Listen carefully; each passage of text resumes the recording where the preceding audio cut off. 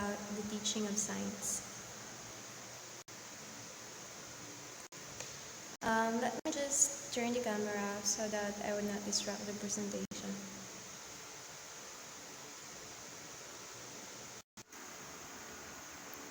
So our coverage should be first in Unit 1, the concept of science in teaching and learning. That includes science literacy, elements of effective science instruction, learning cycle, and learning process. The second unit would be the content of science that includes conceptual learning, constructing generalization. And for the chapter or Unit 3, we have the planning science lessons that includes strategies in science teaching, assessing and evaluating science learning, and writing a science lesson plan. The fourth one, we have the delivering science that includes implementing inquiry-based teaching. First, we will discuss the concepts of science in teaching and learning. That would include science literacy, elements of effective science instruction, and learning cycle in science. First, we'll be asking the question, what is science literacy? So according to PISA 2018, science literacy is an individual's understanding of scientific concepts, phenomena, and processes and their ability to apply this knowledge to new and at times non-scientific situations. Also, according to NAP 2016, it is understanding of scientific processes, familiarity with how science and scientists work, a capacity to weigh and evaluate the products of science, and an ability to engage in civic decision about the value of science. So, a person who is scientifically literate has understanding of scientific concepts and can those without application of the knowledge learned, it cannot be called scientifically literate. The person cannot be called scientific literate without the application of the knowledge learned. Next question B. Is science literacy important?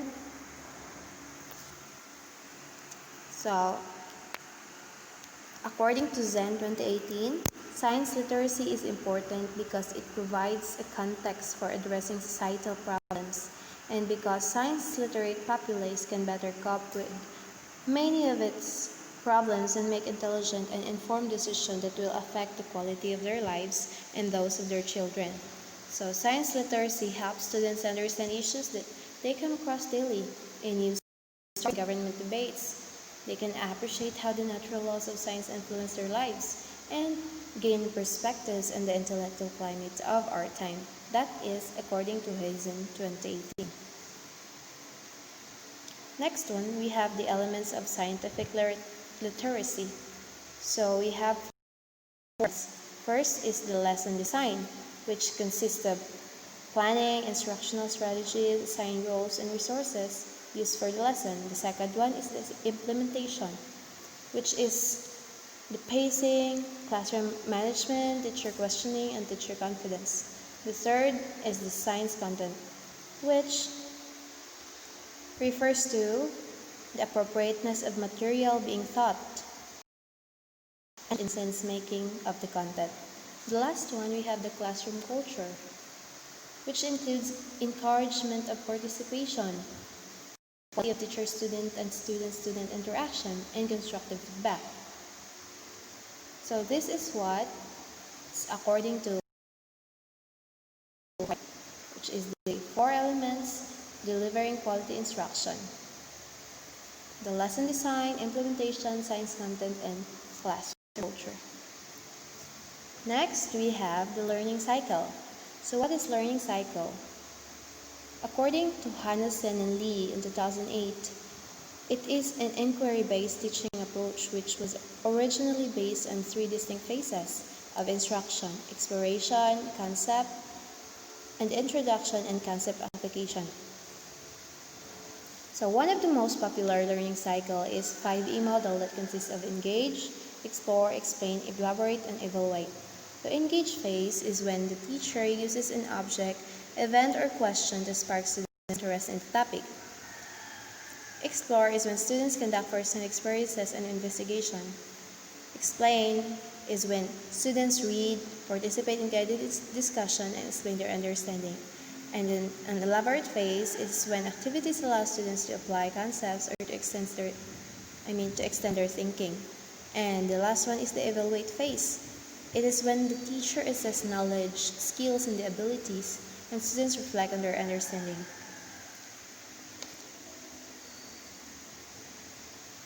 So next we will discuss about the delivering science that includes implementing inquiry-based teaching.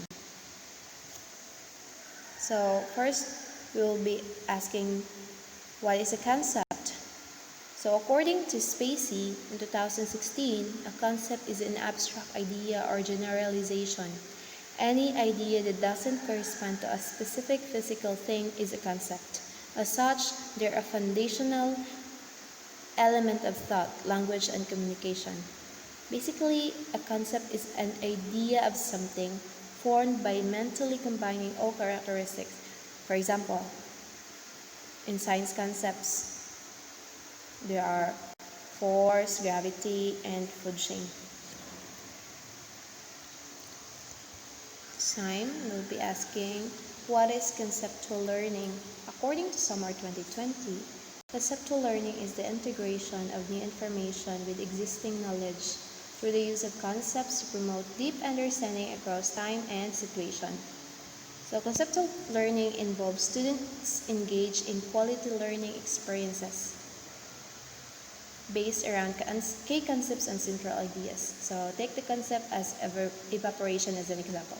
So a student who is taught the water cycle may be able to recite word for word the definition of evaporation, condensation, and precipitation.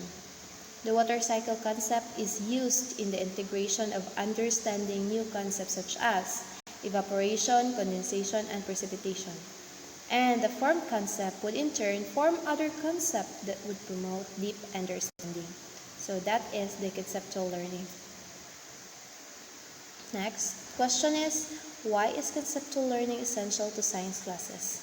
According to Sigler and Zhang in 2006, students thought to develop a understanding of various domains will be more proficient at problem solving, abstract reasoning, generalizing their knowledge to new situations, and more likely to make connections to related information. Conceptual learning is very essential to science class because when students and learners have a firm understanding of the concepts, how they are related to one another, and a few exemplars of each concept, they begin to develop their own framework that will help them draw conclusions about any situations throughout their career. So that is why conceptual learning is very important to science classes. Next one, we have ways to promote conceptual learning. So according to Marshall 2019, there are 3 ways to promote conceptual learning. First is using categorizing, naming, and sorting activities. In order to understand individual concepts, examples, non-examples, and attributes of a concept. Concept formation activity is creating a T-chart labeled as yes and no and ask students to sort examples and non-examples of a concept such as a polygon. So that is an example of categorizing that would promote concept formation. The second one is asking students to make connections. So it's important when facilitating such activities to ensure that students support their thinking using evidence from prior learning. An example of the concept linking activity is using graphic organizers that ask students to collaboratively synthesize multiple case studies. Third is planning for transfer. So activities that invite students to form concepts and make connections between them prime the brain for transfer. For example, inviting students to take a stance on a provocative statement and debate using their prior knowledge and understanding. So those are the 3 ways to promote conceptual learning according to Marshall 2019. Next one, we'll be answering the question to what is generalization.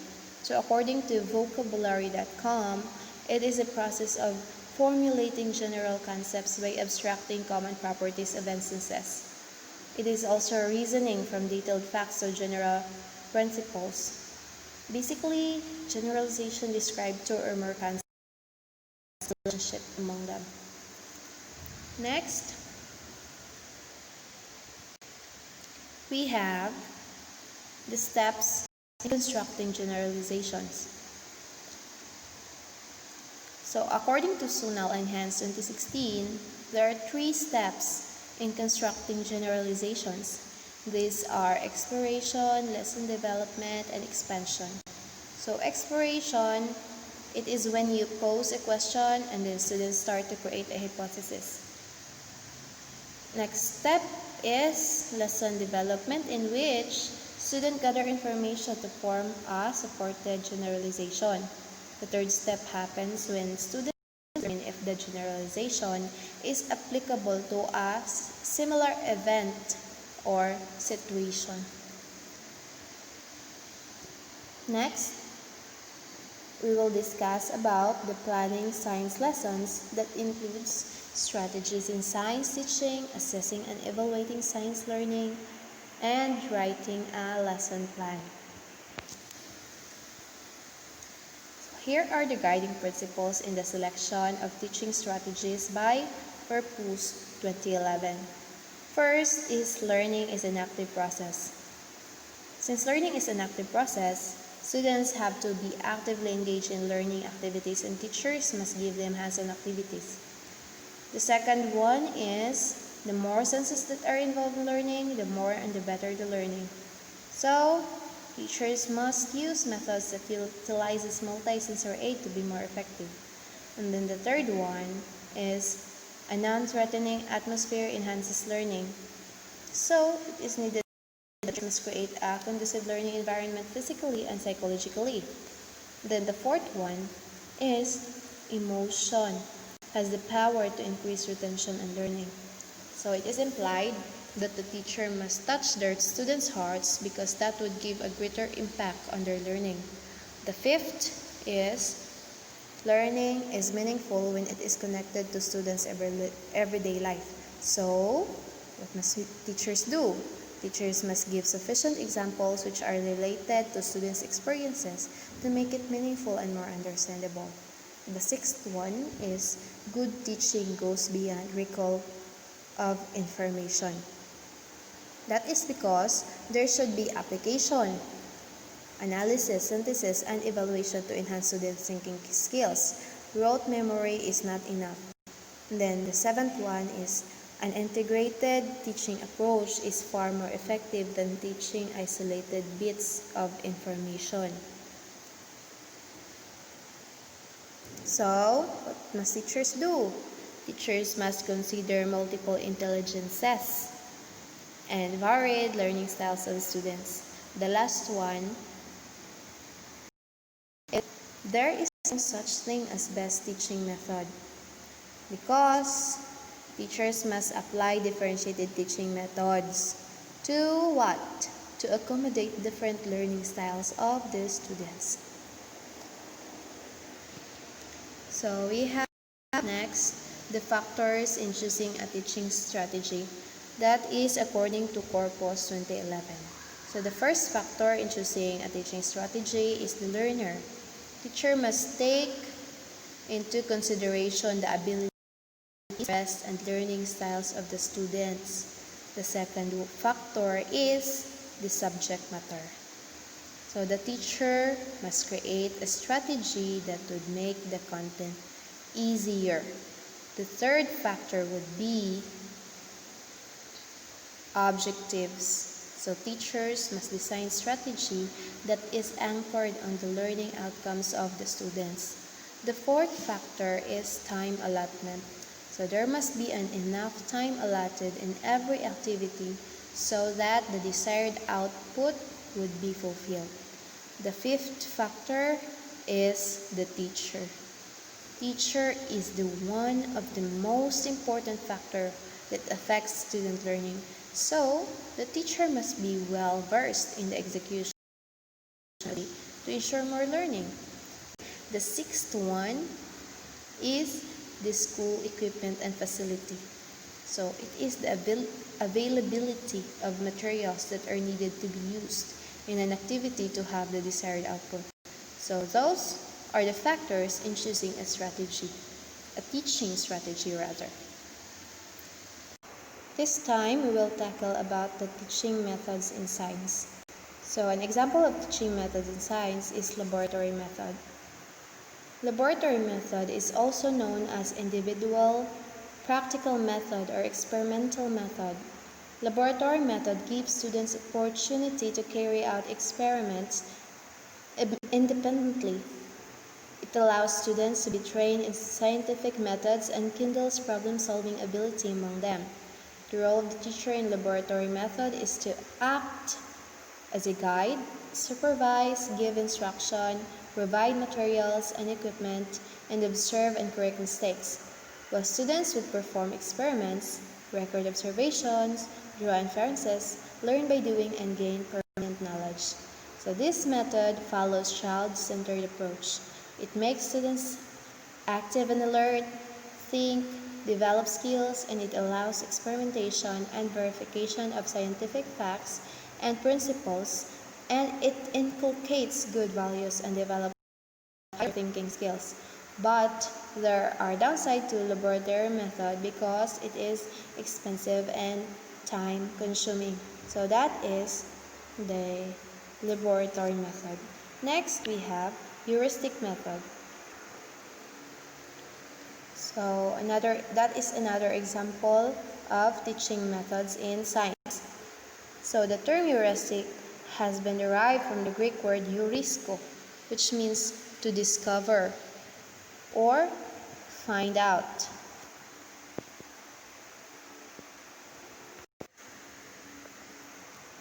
This method by Professor H.E. Armstrong, which is a professor of chemistry in London. So in heuristic method, students are given a problem and instructions. Then they discuss the problem, conduct experiments, make observations, and draw conclusions, and finally arrive at the solution. There are advantages of heuristic method, and that is students are actively involved, inquiries developed, and they develop scientific attitude. Also, there are advantages because it is very time consuming, not feasible, and that this method is not suitable for all classes. Next, we have the project method. So this is another example of teaching methods in science. So this method emphasizes on building a comprehensive unit around an activity which may be carried out in school. The end goal of this method is a product or an output because this is a project method. So there must be a product. There are 6 steps in project method, and that is the problem solving, giving of the problem, the hypothesis, experimentation, collection of the data, analysis of data, and conclusion. That is the last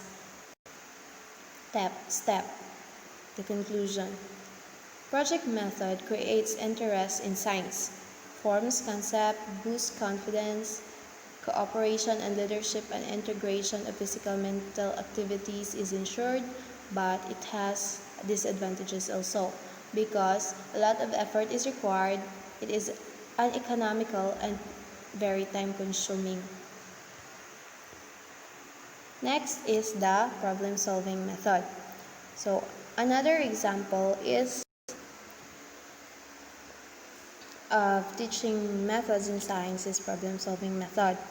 It is a method which provides the students an opportunity to solve problems on their own by following some scientific steps, such as understanding the problem, formulating hypotheses, experimentation, and conclusion.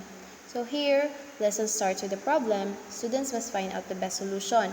The end goal of the problem-solving method is the solution.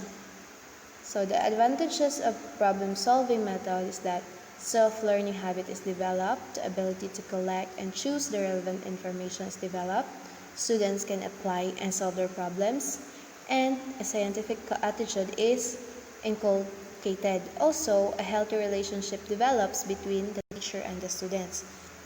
The demerit is that a lot of effort is required and it is uneconomical and very time-consuming also. Next method is the role-playing method. So, role-playing method is based on the imitation of a role. So, this method is very helpful in bringing out changes in the personalities of the students. So, these are the steps in role-playing method. So, subtopics would be decided, then outline is prepared, then the allotment of rules, then the next one would be the observation by the teachers, then enacting of the rules, briefing to the students, review of performance, discussion, and then the last would be the summary. The advantage of this method is that it can be enjoyed by a lot of students because it's a role play, and there will be better relations that would be developed by students and the teacher. But there are also downside for that because this method is not suitable for all classes and majority of topics cannot be taught by this method. Next is the brainstorming method. So in this method, a problem is given to the students and everybody gives their views on the problem and discusses it. The brainstorming starts with the giving of the problem-solving situation, and then students would understand the situation and find reason and accept suggestions and finally arrive at the solution. The advantage of brainstorming method is that it encourages the students to express themselves, but this method is not applicable to all age levels and it is also very time-consuming. Next one, we'll be answering the question 2, what is assessment? So assessment is mainly concerned with the collection of information regarding the effectiveness of the teaching methodology in relation to of learning objectives. So assessment can happen before, during, and after the discussion. So it is made to collect information on the effectiveness of the teaching methodology and find out if the learning objectives has been attained. So assessment is very important because it finds out what the students know and can do and how well they can do it. It also finds out how students go about the task of doing their work and find out how students feel about their work. Assessment helps design and modify lesson delivery, provide common definition and benchmark for students' abilities, and provide feedback, guidance, and mentoring to students. Next one, we'll be answering the question, what is evaluation?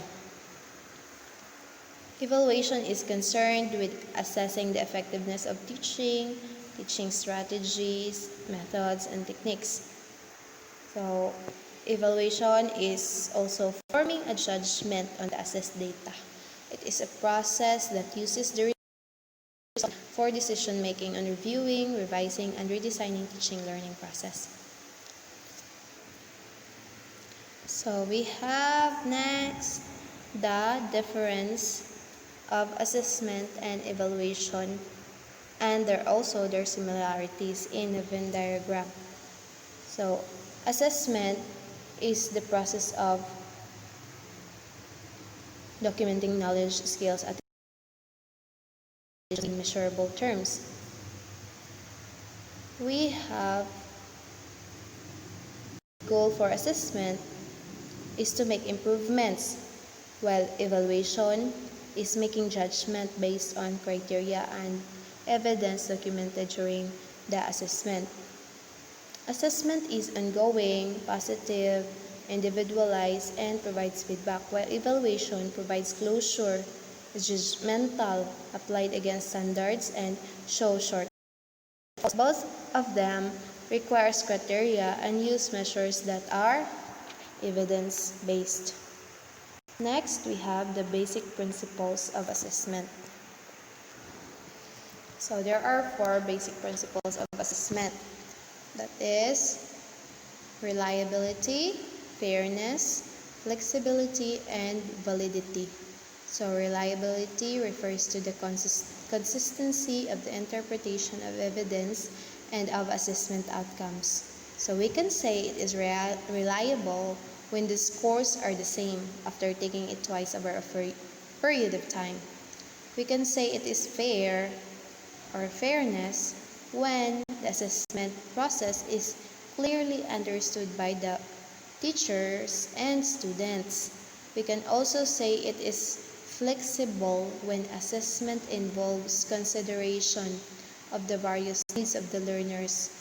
In flexibility, there is a consideration of the needs of the learners. And we can say it is valid. So that is assessment results are appropriate, that would be valid, meaningful, and useful in terms of the purpose of assessment. So that is the validity. So those are the basic principles of assessment. Next, we have the types of assessment tools and methods.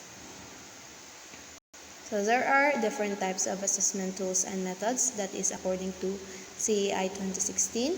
These are formative, summative, criterion reference, alternative, authentic, and performance assessment. So formative assessment occurs regularly throughout a unit, or chapter or term, to check not only how students' learning is improving, but how your teaching can too. Summative assessment occurs at the end of a unit and is most commonly associated with finals projects, standardized tests, or district benchmarks. A criterion reference assessment is a style of test which uses test scores to generate a statement about the behavior that can be expected of a person with that score. Also, we have alternative assessments, which is referred to as performance tests or authentic assessment. They are used to determine what students can and cannot do in contrast to what they or do not know. So an authentic assessment usually includes a task for student to perform and a rubric by which your performance on the task will be evaluated. Last one, the types of assessment tool. Last one is the performance assessment, which is a form of testing that requires students to perform a task rather than select an answer from a ready-made list. So those are the types of assessment and methods according to CAI 2016. The next one is we have the assessment strategies in science. So we have different strategies. Includes observation of student performance, interviews, formal performance tasks, portfolios, investigative projects, written reports, and paper and pencil examinations.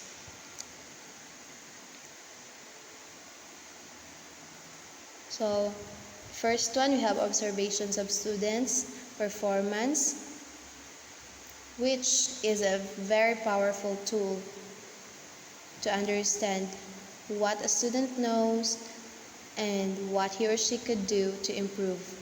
The next one we have is interview, which uses the strategy to simulate thinking as they investigate and evaluate essential question or search for evidence in response to an essay. So the other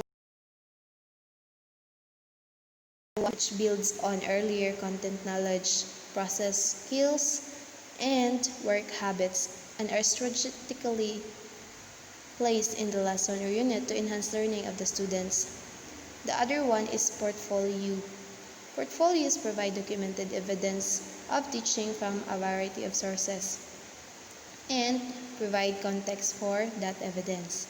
Next is investigative projects. So, investigative project requires both the teacher and the child to be involved in asking questions that help identify problems and find appropriate solution. The other one is written reports, which teachers used for children to practice writing. And the last one is paper and pencil examination, which are an efficient method of assessment. So paper and pencil instruments refer to tools which candidates read questions and respond in writing. So those are the assessment strategies in science. The next one, we will be answering the question to what is a lesson plan. So a lesson plan is a teacher detailed description of the course or of instruction for a lesson. It is also a step-by-step guide that provides a structure for an essential learning. So a daily lesson plan is developed by a teacher to guide class learning, and details will vary depending on the preference of the teacher, subject being covered, and the needs of the students. Then, another question, what is a 5E lesson plan? So 5E lesson plan is developed by Atkin and Karplus in 1962, and it is an inquiry-based approach that allows students to gain a complete understanding of new concepts while they are being engaged, motivated, and guided towards skill development. So the 5E lesson plan model enhances learning experiences, teaches skills, fosters curiosity, deepens students' understanding, and increases students' engagement with the material. So there are 5 phases of the 5E model: the engage, explore, explain, elaborate, and evaluate. So engage is drawing the students' curiosity to gain interest in the concepts to be studied in the lesson. Explore is when they will actively delve into the new concept to create concrete learning experiences. And then explain, that is when the teacher can use his expertise to answer questions that students may ask as they synthesize new knowledge. And then elaborate is when the students apply what they learn, which will help them develop a deeper understanding of evaluation. And then the last one would be the evaluation. Evaluation is when teachers observe and judge students to see whether they already have a complete grasp of the core concept. So those are the phases of the 5E model. The next one we will be discussing is the planning science lessons. So this includes the strategies in science teaching, assessing and evaluating science learning, and writing a lesson plan. So what is inquiry-based teaching? Inquiry-based teaching or learning is a form of active learning or teaching that starts by posing questions, problems, or scenarios. With traditional education, right, which generally relies on the teacher presenting facts and his or her knowledge about the subject. But inquiry-based learning, it is an approach to learning that emphasizes the students' roles in the learning process. So students are encouraged to explore the material, ask questions, and share ideas.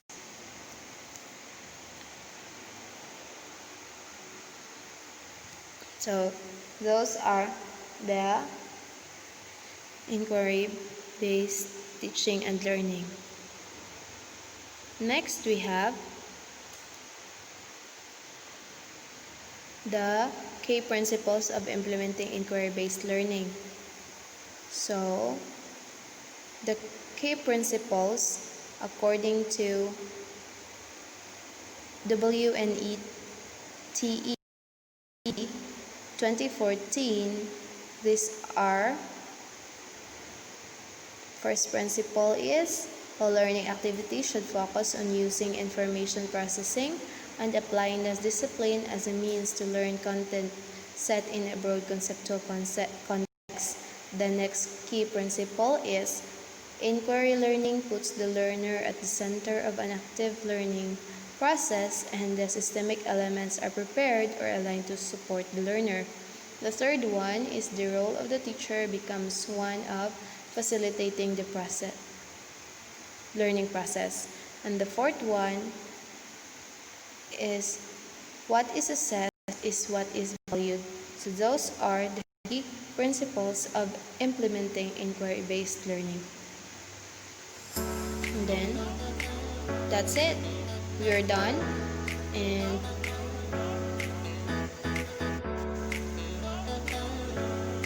so thank you for watching. I hope you learned something. And if you want to have a file, I mean the copy for the file,